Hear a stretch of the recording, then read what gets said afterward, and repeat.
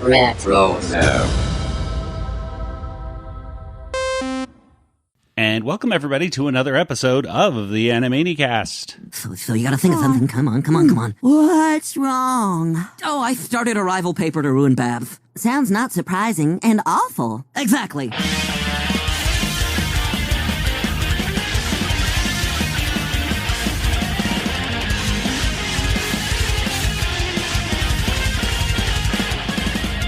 And welcome everybody to another episode of everyone's favorite podcast. It's Looking at Looniversity.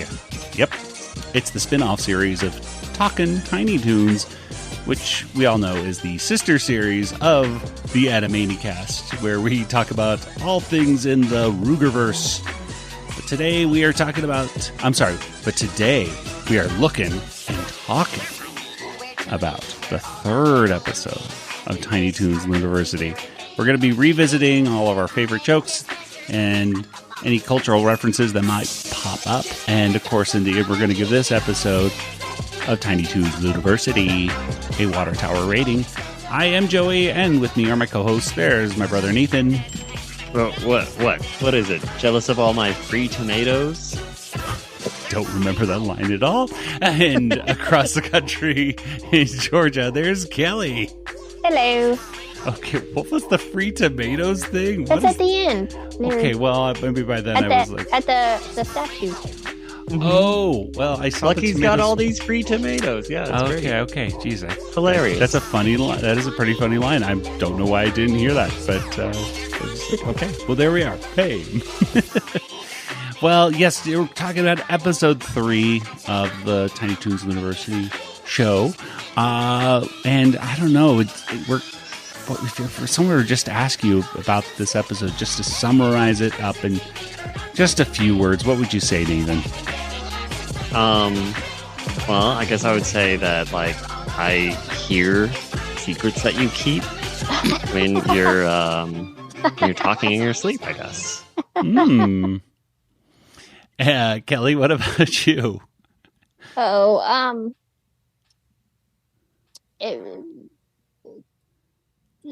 They started a school newspaper. That is true. I can't ever think of punchy stuff the way Nathan does. You got to write it ahead of time. Yeah, I don't do that's what that. I did this time. I'm too like, lazy. I'm going to write that. I'm too lazy to do that.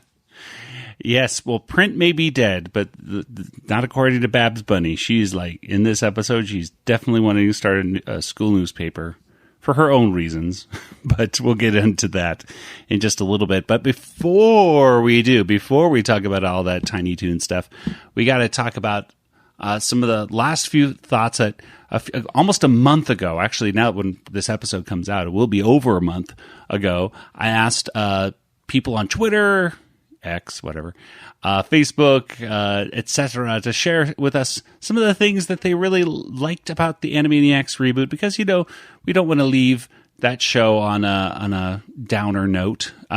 So let's figure, always nice to say something nice before you move on. And we had a lot of comments, and we're just going to finish up with these comments.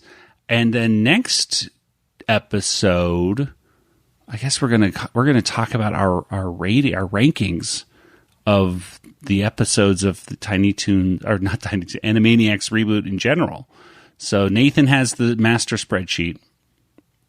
He updates it constantly with all the information. Constantly changing the numbers. Yes, constantly just. So it doesn't matter what you heard in the podcast. No, it's listeners at home can make the same spreadsheet because it's all public information now. It's all public, but you probably, unless you're, totally obsessed with our show, which why wouldn't you be?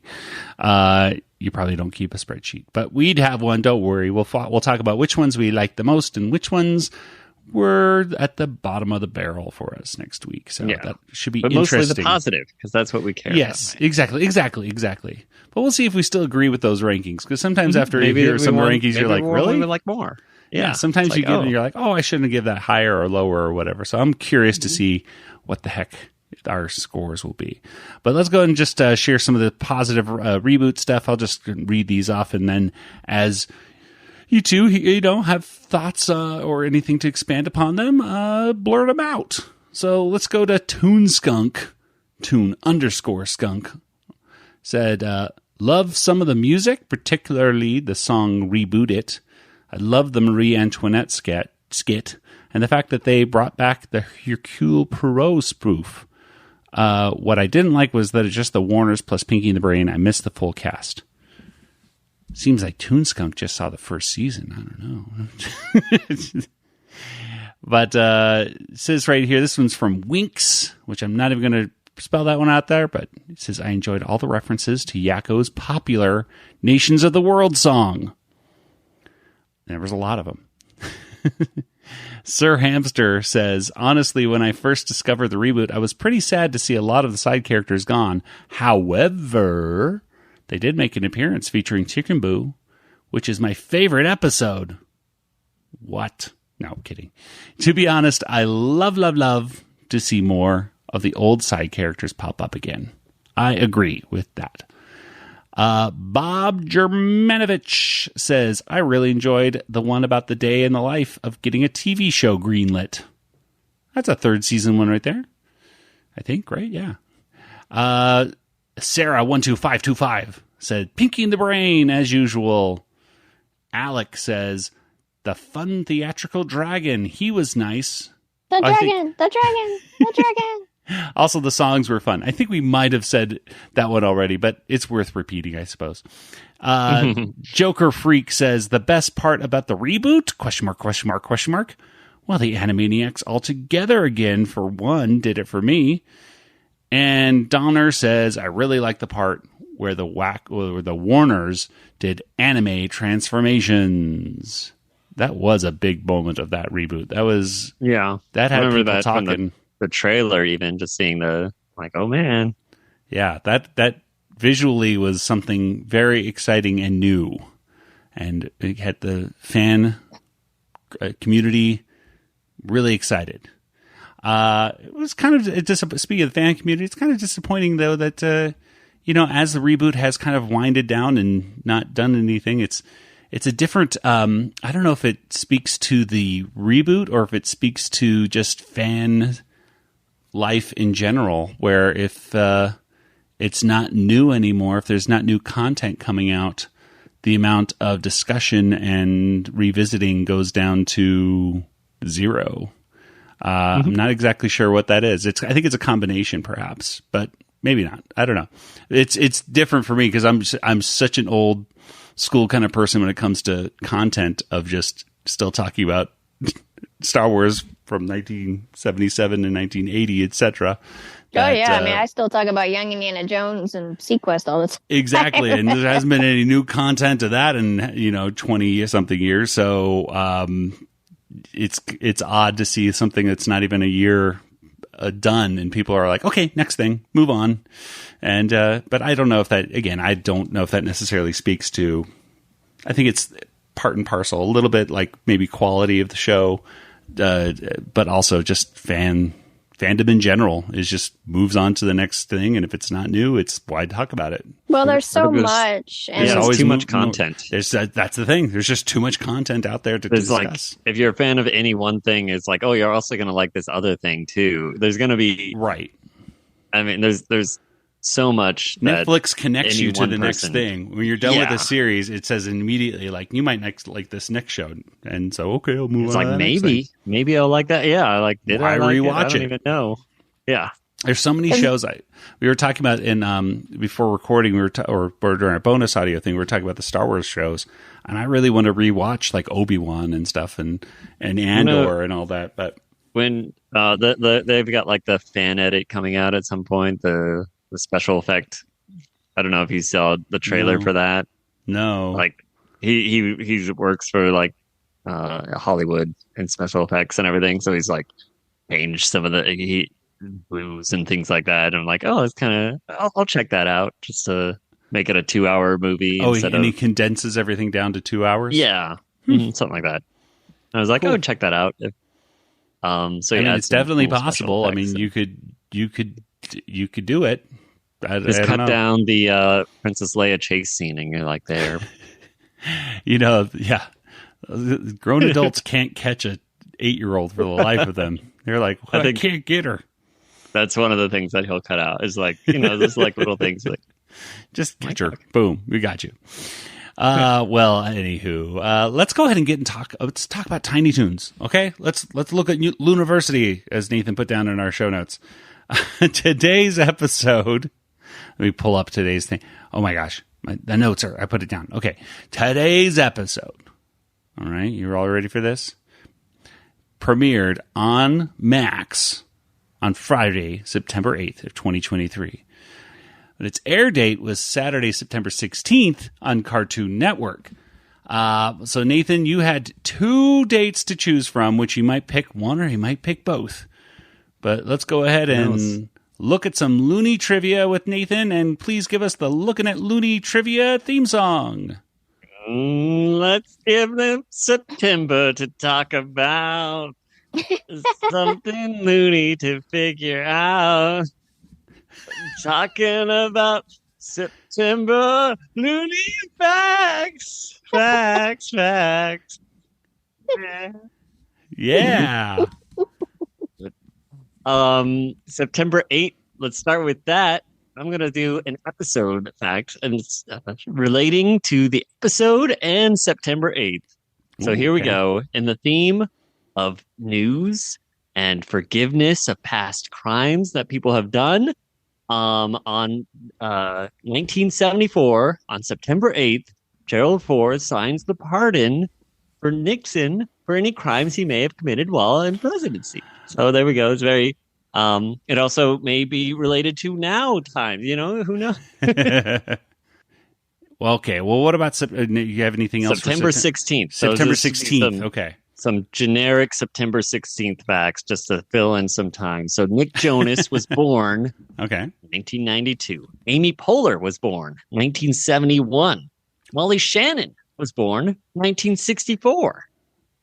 Also, there were some movies like Drive was released in 2011 and Time Cop in 1994. Well, there we are. Some very funny women born on that day. Yeah, there I was like, ooh. Well, there we go. Random facts. We'll take whatever we can get, even if it doesn't connect with any newspaper or magic. Yeah. I was like, I'll do one fact that relates to it. I'll try to find one about September 8th every time if I can. Yes. All right. Well, thank you very much, Nathan, for that. Let's go ahead and get into our discussion here of Extra, So Extra.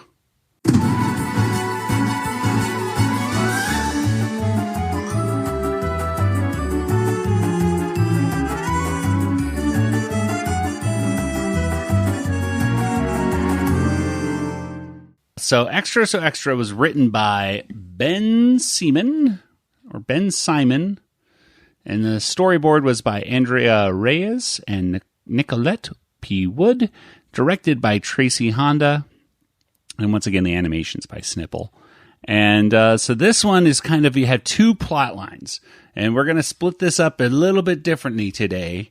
Instead of going segment by segment, we're going to, Kelly will talk about what we're going to call plot A, and Nathan will talk about plot B, and then we'll kind of just summarize it up, okay?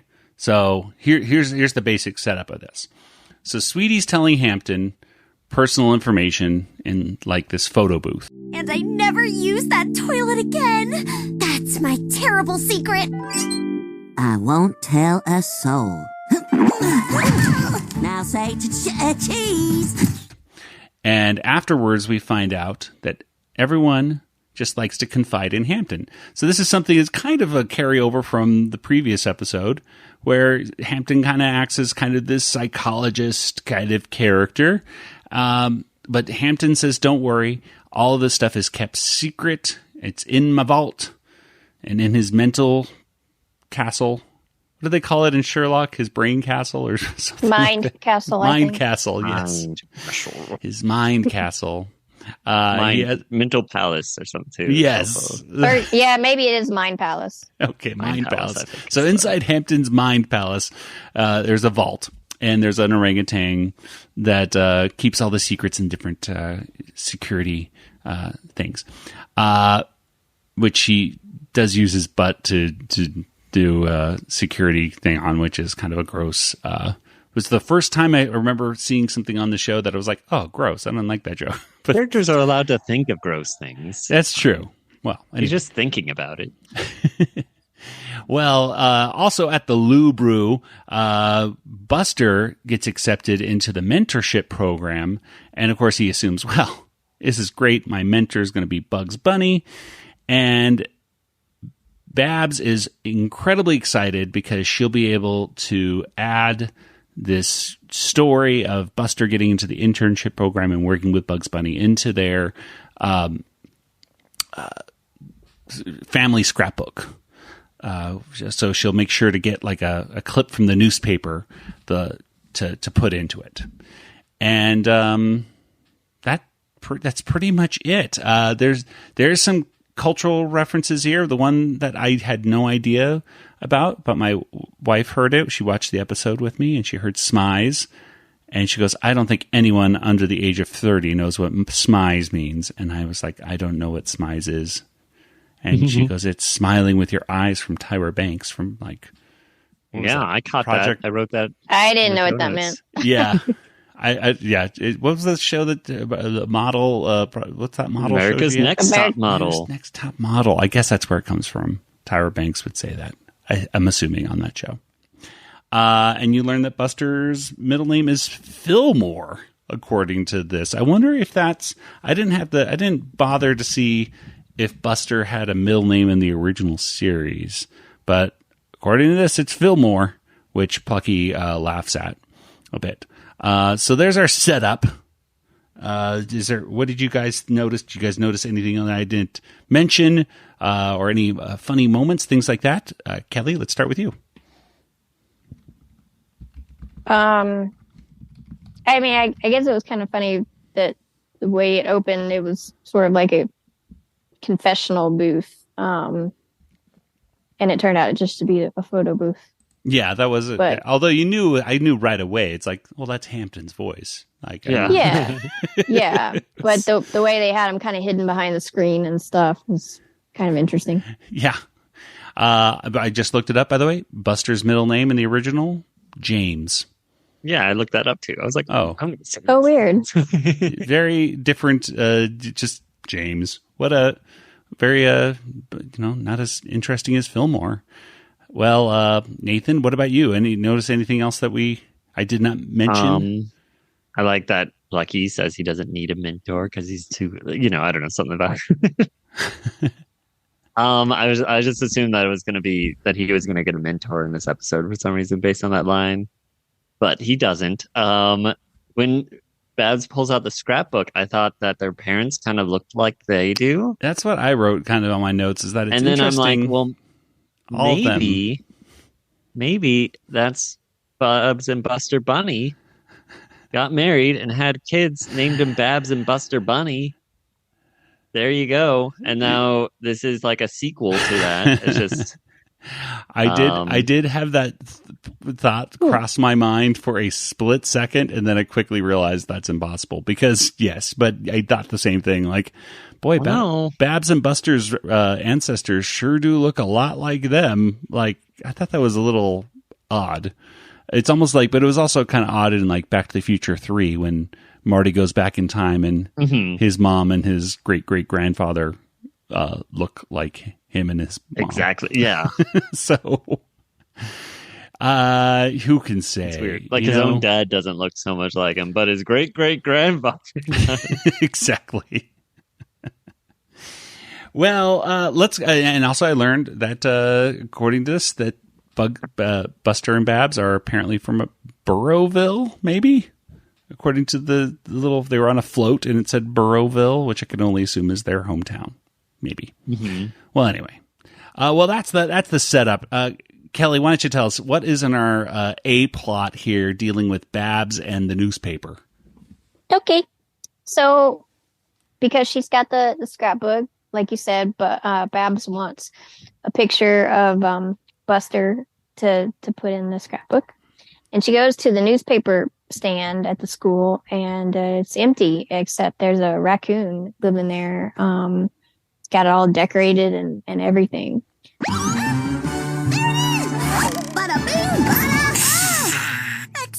Excuse me? I'm in the middle of making risotto. Huh? But this box is for newspapers. Well, it's my condo now. And Taz tells them that the paper's been shut down because there's been no money. So they go and talk to Porky Pig, and he confirms that there's no money for a school newspaper, and that if they want to have one, that they'll have to come up with the money themselves. So Babs has a piggy bank, and she gets into it to get the money. It's like her whole life savings. No, Babs! It's your life savings! Well, without a paper, there's no memories for the scrapbook. If the paper's a success, I'll make my money back. And so they get Fifi and Shirley and Plucky to work in the newspaper office. But Plucky is more like a tabloid reporter, and he's not real interested in writing the kind of stories that Babs wants to write. And I think one of the headlines like that she came up with was like Sneezer hasn't sneezed in 3 days or something like that. Not all that entertaining, but and then so Plucky's back at his dorm, and he's trying to come up with some ideas. Tries to talk Hamton into spilling the tea, and Hampton's not going to do it. But Hamton talks in his sleep. Fifi the skunk is French, Canadian. Dizzy can only spin counterclockwise. Oh, ho, ho, ho. Hampton's a sleep squealer. Marvin the Martian is actually from Detroit. Dare I betray a sleeping friend to sell my tabloids?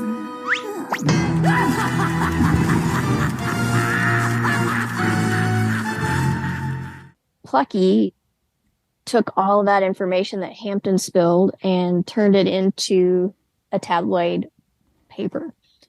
And he's just like sharing everybody's secrets. I mean, it's popular, but people aren't liking that their secrets are being told. Fifi, the false francophile from Canada! But Montreal is the Paris of North America! What's this? If you can't stand the stink, then don't print the ink, baby. The next night, Hampton reveals while he's sleeping that Buster doesn't like his mentor. And now Sweetie and Buster have realized that their secrets have been spilled. Dun dun dun. Mm. So the plot thickens, or I don't know. Yeah. Maybe. It does something. Well, we do learn a few facts in this one right now. That mainly through I guess Plucky's tabloid journalism. That Fifi is indeed French Canadian. That Tweety uses contacts, and Dizzy can only turn counterclockwise according to Hampton's, sleep talking. Yeah, I don't know if he ever fact checked any of these things. Yeah, it's like I don't know, because not everything Hampton's saying in his dreams is necessarily true. Like I don't know, I would. It doesn't matter to Plucky. It's as long as there's a grain of truth. But Ronaldo Raccoon, who I think was a very minor character in the original series, like he was the equivalent of a lot of the side characters in this episode, just kind of walking around in the background in one or two episodes. I think he was in the Promise Me Anything episode and maybe one or two other things. But he is living in one of the old newspaper machines. He has a whole condo set up and everything like that. Solar panels. Yeah.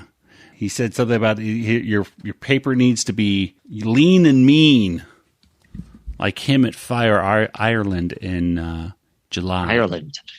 Fire Ireland. No. Listen, Bun, a good paper is lean and mean, like me on Fire Island in July. What are you saying? Oh, this one doesn't understand sass. Fire Island is it's a big LGBTQ location traditionally, right outside New York State. And so there you go. So we got some more LGBTQ plus representation on this show. There's a whole, I'd never even heard of Fire Island, except there was a whole big storyline taking place there in American Horror Story. Yep. You watched it too, or I watched it, and yeah. I did not like that season. It just seemed to go on forever. Well, it was such a sad, dark. It was a sad storyline. topic. Like, yes, we get. Yeah. I want to get. Without spoiling anything, I'll just go, yes, I get it. This was a horrible time in our history. I get it. It was sad, but the current season is kind of interesting so far. But they always seem to start out really strong and then kind of, I don't know, fall apart at the end. I see. I'm one of those weird people. Actually, thinks one of the best seasons of American Horror Story was Hotel, which apparently a lot of people hate that season. But I like that one. Yeah, I like that one too. But it was goofy and weird, and it seemed to have a nice pacing to it. But American Horror Story can tend to be all over the place with where it's going. Anyway. Yeah. So we'll see. This season could be a good one, or it could be another stinker. I don't know. We'll just have to see. Fire Island on American Horror Story. There's a weird connection right there with talking about Tiny Toon Looniversity. Is there anything on this first part here with the newspaper stuff that you thought was amusing, Nathan, that Kelly did not mention? I thought it was amusing that they didn't give Taz his job back. He seemed really depressed that he couldn't write his political cartoons, but they didn't even think to add him to the crew. That is a good point. And Sweetie really liked his cartoon. I thought that actually did make me laugh. The fact that his cartoons are not only just poorly drawn, but they're also just swirls. It's like, that makes sense. But also it kind of makes sense too. He's saying like the Democrats are spinning around, the GOP spinning around, I'm over here spinning around. We're all just spinning around. Oh man. Yeah. And then so it's I would vote for any party that just spins around, because it's like the Mad Tea Party. Because that sounds fun. That's like a Disneyland ride. And there we go. So I liked Taz's little political thing there. I mean, there was a lot of interesting. I mean, there was all these secrets. I don't think I wrote them all down because I'm like, well, whatever. But I did. I got that song that you sang in my head. All the secrets I keep. I also wrote it in the notes. I actually, you know what? Speaking of the newspaper, there were some stuff I wrote down in my notes. Obviously there's some funny headlines and stuff, but you see the first appearance I'm aware of Montana Max. A picture of him is on the Plucky's. I believe it was Plucky's newspaper, kind of like the New York Post. That. Yeah, Montana Max I missed is that on too. it. That's cool. And not only that, but like the Wolverine. I believe it's supposed to be the Wolverine from Buster and the Wolverine. It is in this episode as well. He's on that same picture. I think it goes Montana Max, then Sweetie, and then the Wolverine is at the top, like almost underneath Babs's thumb, if I'm remembering the shot correctly. But so there's some neat little. Again, I always like it when the artists put in some, I guess, a little bit more obscure references to stuff from the original series. It was cool to see. So there we are. Kelly, anything else that we forgot to mention, or should we move on to the next part? We can move on. Let's move on. Nathan, what's meanwhile? What was going on with Buster during this story? Yeah, so he got his story released. Oh my gosh. Well, let's find out. So Buster, if you remember, he got accepted to the mentorship program, and he's so excited because clearly it's going to be Bugs Bunny.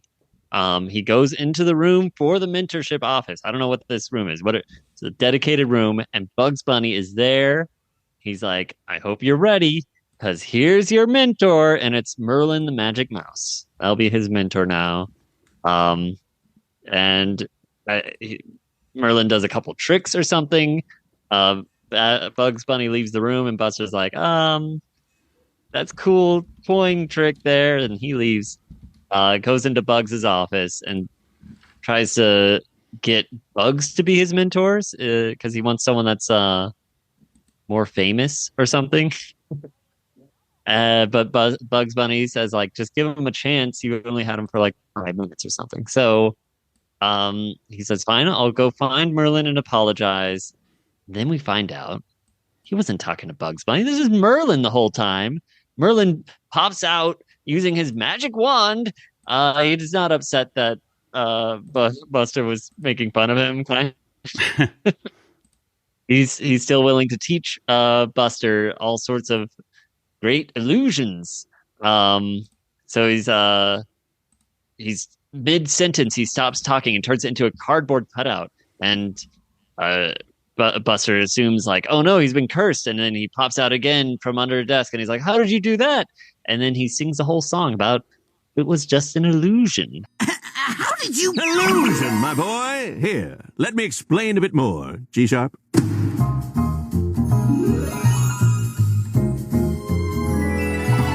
What are you seeing? Did your head have a contusion? No, your brain, it isn't fleeing. It's just an illusion. Illusions, Michael. And then What's that? What is that a reference to? I didn't get it either. that's a reference to Arrested Development. Oh yeah, no, I missed Okay. that. Hang on a sec. That's part of your trick, right? No. That's not my trick, Michael. On the next Arrested Development. It's my illusion. So, anyways, after the song is all done, Buster's super happy. He goes into his dorm room and he's showing some magic tricks to Hamton. And he's like, can I tell you something in confidence? Don't tell anyone, but I wasn't happy to have Merlin as my mentor. But now I am happy because of things. I don't know. But he's like, don't tell anyone. Because of things. And then Because he's actually cool. Because Yeah. he didn't just do a coin trick. But at first, I thought my mentorship was a total joke. But Merlin really proved me wrong. Atascadero Escondido.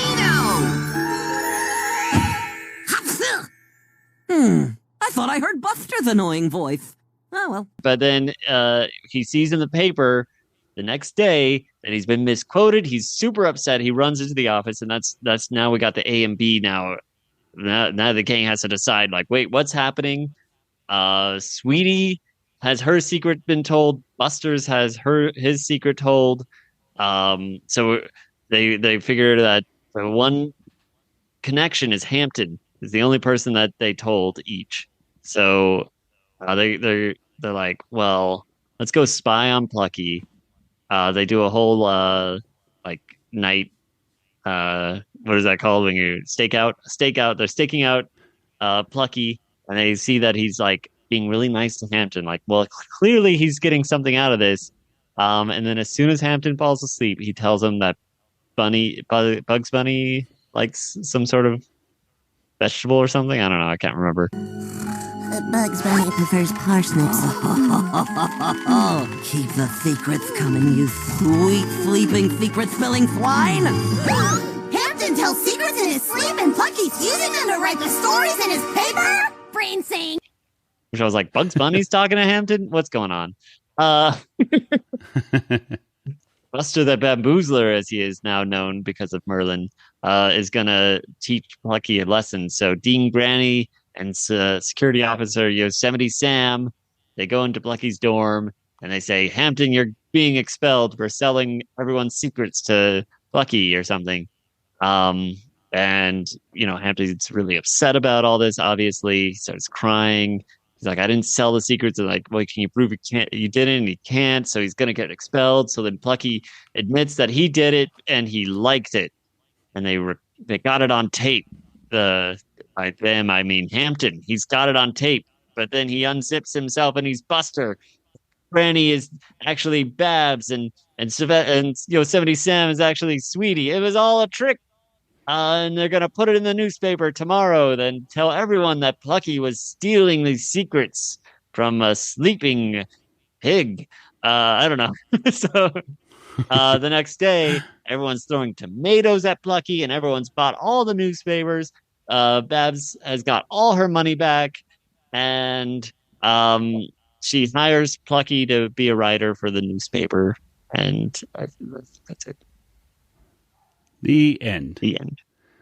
Well, we were talking before the episode, and I was not sure what the heck Merlin the Magic Mouse was, but you guys reminded me he's actually a real character. Merlin the Magic Mouse actually was kind of the 1960s in this time period where Looney Tunes wasn't really doing that much great stuff. They had like Cool Cat going on. I think Cool Cat makes an appearance in Tiny Toons Looniversity, I think. But these were like episodes. These were cartoons I remember watching on Nickelodeon in the 80s and 90s. They would have kind of the weird era of Daffy Duck cartoons where Daffy Duck is chasing Speedy Gonzales. And as soon as I saw the picture, I remembered, oh yeah, this is that mouse that kind of talks like W.C. Fields. And here's a little clip that I found on YouTube of Merlin the Magic Mouse, so you can kind of see what he used to sound like. The audience is double what it was last night. Let's get the show on the road. Yes, sir.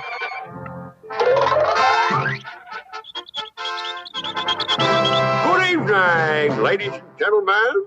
Boo! Boo! Boo! Applause, you nincompoop. Applause. That reminds me of Princess Bride. It reminds me of what? Of Princess Bride. Boo! Boo! I was thinking of Simpsons. Boo earns. Boo earns. They're saying boo earns. Well, anyway, there's your Merlin the Magic Mouse. I guess I could see why they decided to not do it. Although, why not do a W.C. Fields voice? Whatever. So Dawes Butler did the voice of Merlin. What else is Dawes Butler? That name is familiar. He did Chilly Willy and whatever. He's Alligator. Bunch of different people. He did Yogi Bear of all people. Oh yeah, Huckleberry Found. Huckleberry Found. Yeah, Dawes Butler. He did everybody. Elroy Jetson. Yeah, he was just doing that voice right there of that other little mouse who I don't know who he is. But then Larry Storch took over, and Larry Storch is from F Troop, and I believe is seen in an episode of Freakazoid when they show him dressed up as a woman. Saying yoo-hoo, I think. Freakazoid, why did you say his name? Because I wanted to do one of those funny things like, and you ever watch F Troop where Agarn says, there's no way I'm wearing a dress, absolutely not, no dress, and Forrest Tucker's like, yeah, you're wearing that dress, you're gonna wear that dress, and then they wipe, and Agarn's wearing a dress. Yoo-hoo! Look up, brothers! Look who's here for you! Oh, I love that bit. There, I'll be right back. I've got to go charter a bus. And he's also mentioned in an Animaniacs episode where it's called Larry Storch Days. I think there's a thing in the background of the Sound of Warners. So there's a bunch of different stuff. Larry Storch just passed away at the age of 99. Wow. July 8th, 2022. So there you are. He lived a long old time. But he was one of the original Merlin the Magic Mouses.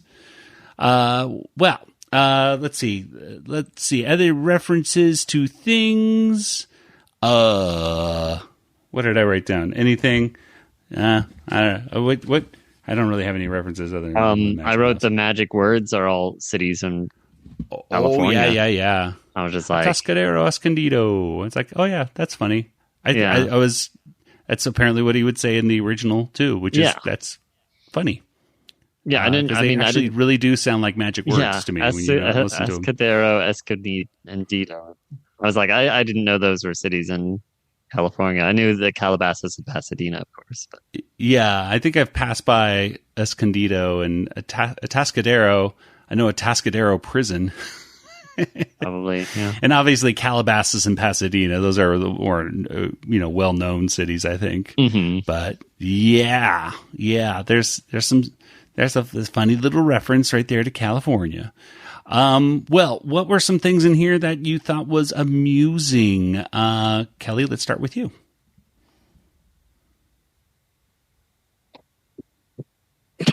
She's thinking. Yeah. She's thinking. She's going to do it. Don't worry, folks. We're going to get back to you. Okay, Nathan.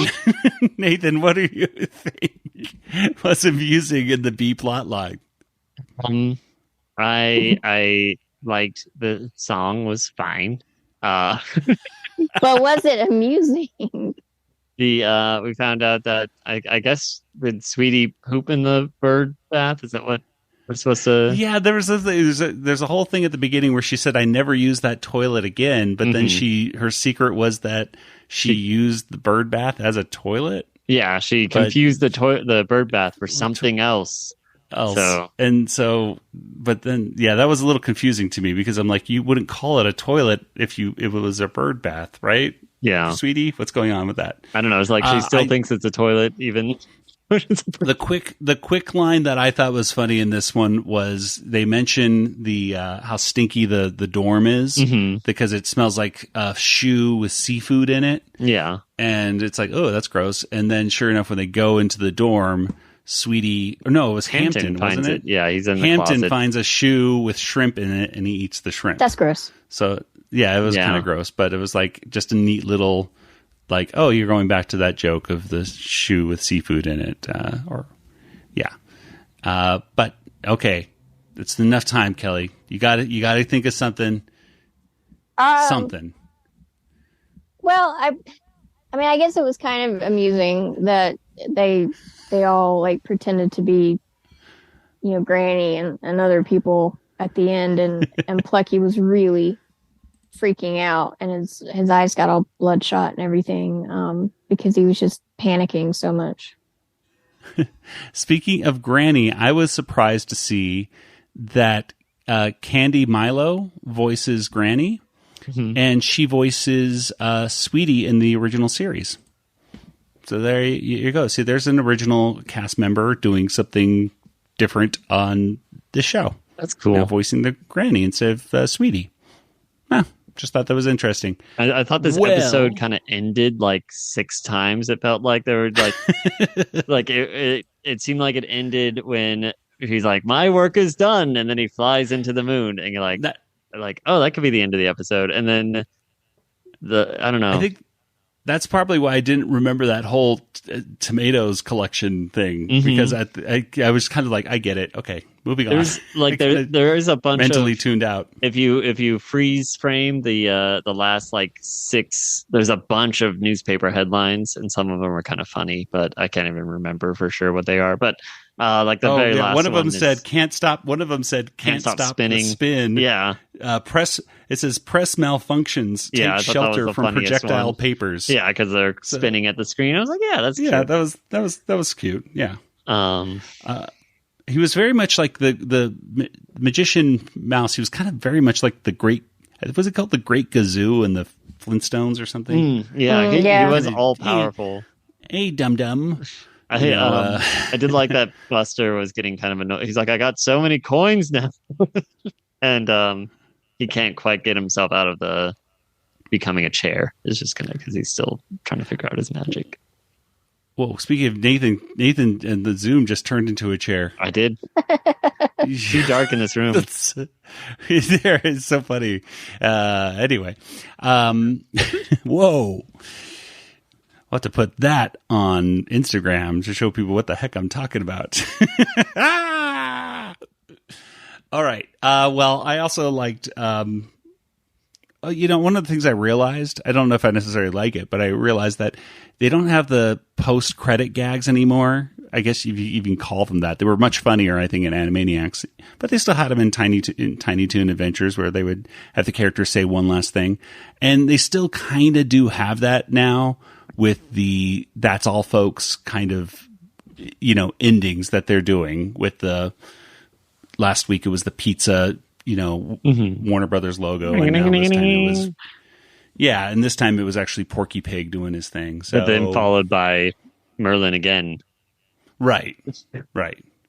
So it's like, okay, I'm getting you're getting a little bit of a connection to previous iterations of this. Well, let's go ahead and get to our water tower rating.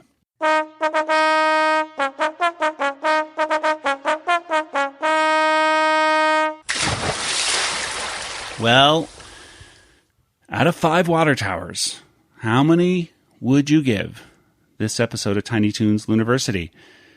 Kelly, I'm going to go ahead and start with you because I'm very curious. I guess I'll go with 3. It wasn't bad, but it wasn't funny. Nothing stood out to me like, haha, that was funny, or anything really like that. But the plot was good. I mean, I appreciated the plot. So I think I said maybe last week, it kind of reminds me of a sitcom. Yeah. And I don't know. I don't. Except a sitcom would have more jokes. You kind of think, Yeah, don't you think? but some of them are so dumb that they're not funny to me. Like I've never liked very many sitcoms. I mean, I watched tons of them growing up, TGIF, on ABC and all that. But as far as, some of the jokes are just so stupid. It's great to watch a sitcom, by the way, on YouTube or something where they take out the laugh track and they just kind of like Friends without the laugh track, and they just kind of stand there and look at each other in silence. It's funny. Any shows that have inner monologues, and when they take those out, like they do it for You or like Scrubs or Wonder Years. Years, where Fred Savage is just kind of staring at the table. Is that blood on your shirt? That's what the mom asks. And he just stares. Kevin, is that blood on your shirt?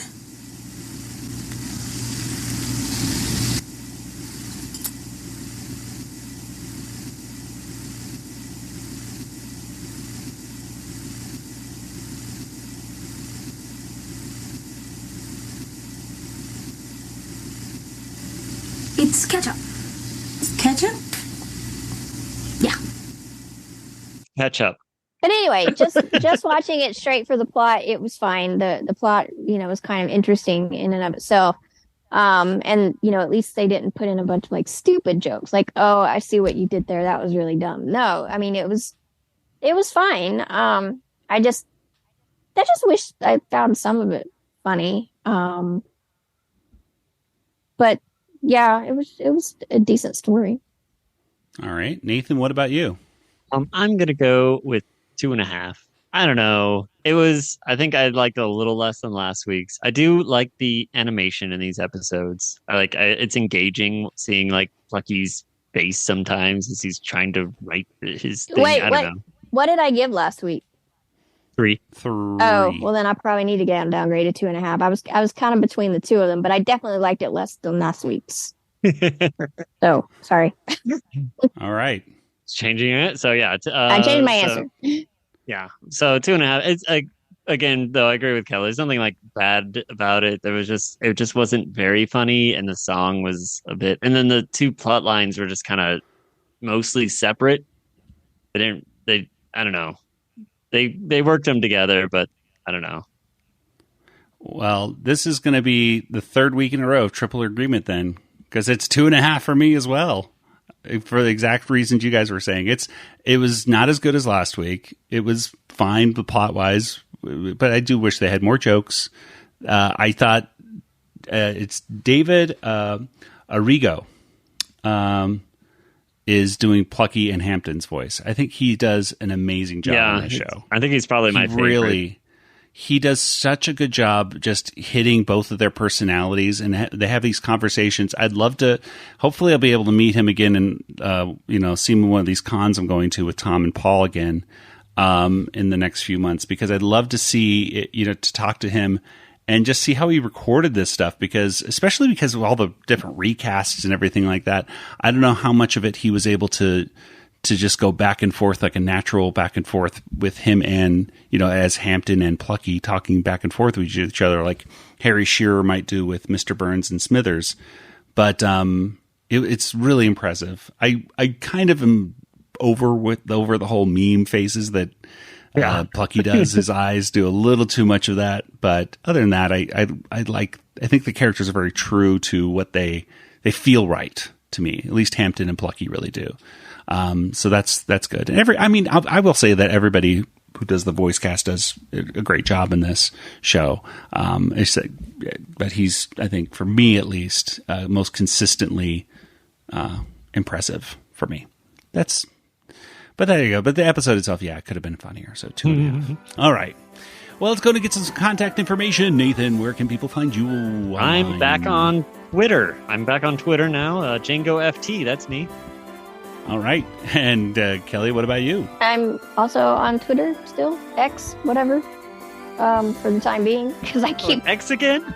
I don't know, whatever it's called. I keep threatening to get rid of my account, but so far I'm still there. Yoda Princess, YODA, PRN, CSS. Yeah, I will still be on Twitter or X until they completely mess up my timeline and start showing me too many political things. That's the thing. I'm at a lot of people have been getting their accounts hacked. It's security's not really great. Oh boy. Well, anyway, Nathan, and by the way, by back on Twitter, what do you mean by that? Have you tweeted anything? I was on X, and then I'm on Twitter, and apparently I'm on X again. So I don't know. Were you just looking at it, or were you actually saying anything on it? No, I'm just back on it, because I left Twitter, went to X, went back to Twitter, but now it's back to X, so it's just back there. Right, Django FT. The Animanicast is on Twitter and Instagram and Facebook and TikTok and all the YouTubes and podcast players and all that stuff. So check us out and subscribe and follow. And I don't know what else you can do. Oh, Threads. We're on Threads. Threads actually is kind of a cool thing where I noticed I was talking with Mark, That's Art folks, and your Threads can show up in the Instagram feed now. There's like a cool little connection that they're doing finally. So I'm like, oh, okay, Threads, I like you a little bit more now. So there you are. Ooh, and I want to put one quick plug in for Tom and Paul. They'll both be over at Twin Cities Con, November 3rd through 5th over in Minneapolis, Minnesota. And I will probably be there too, ? Yes. So if you'd like to say hi to Tom and Paul, head on over to Twin Cities Con. It'll be a fantastic time for all. And we'll have some Animaniacs and Freakazoid panels, and it's going to be lots of fun. So see you there. Well, that'll do it for us. So for Nathan and Kelly, this is Joey saying good night, everybody. Good night, everybody. Good night, everybody. This podcast is not endorsed by Warner Brothers or Amblin Entertainment and is intended for entertainment and information purposes only. Animaniacs, Tiny Toon Adventures, Freakazoid, the Warner Brothers logo, all names, pictures, and sounds are registered trademarks and/or copyrights of their respective trademark and copyright holders. All original content of this podcast is the intellectual property of the Animanicast unless otherwise indicated. Good luck figuring out the printer without me. You can't even download the drivers anymore.